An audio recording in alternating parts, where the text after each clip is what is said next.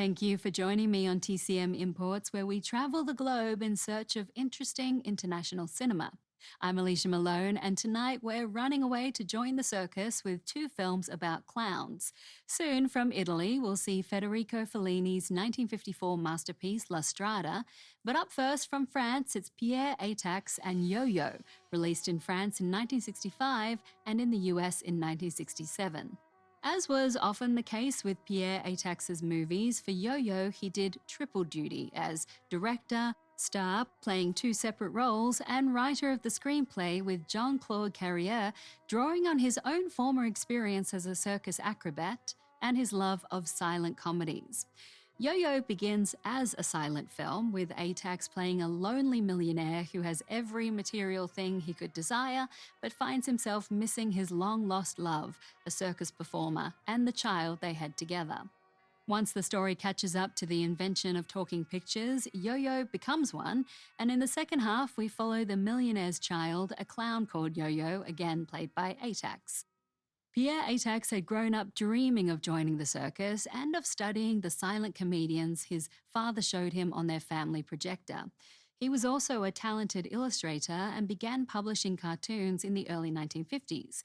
When he moved to Paris, he met film director Jacques Tati, who became his mentor and hired him to help with the filming of Mon Oncle.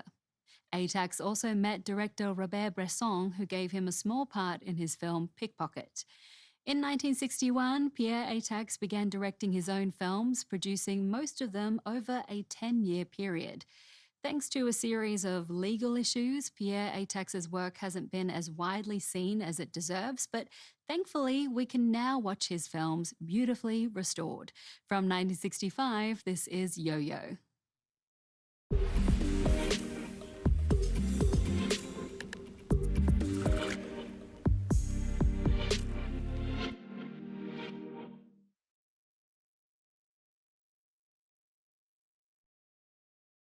Yo-Yo is an inventive film, and as a result, critics didn't know what to make of it.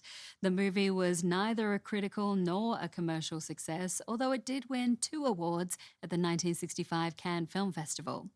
Yo-Yo took 2 years to reach the United States, where it was released in 1967, and reviews here were also quite negative.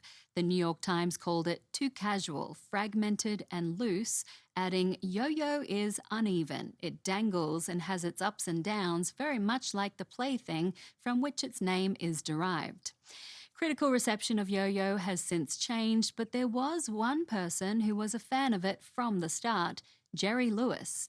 He saw it while on vacation in Paris and asked to meet director Pierre Aitax.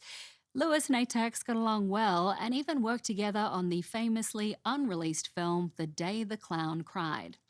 And you may have spotted a little nod to our next movie in Yo-Yo, a sign advertising the strongman Zampano. I'm talking about La Strada from 1954, directed by Federico Fellini and starring Anthony Quinn and Giulietta Messina. That's coming up on TCM Imports after this break, so don't go anywhere. Next on TCM, La Strada, then Grand Prix, and later, The Dirty Dozen. Make a clean getaway to TCM today.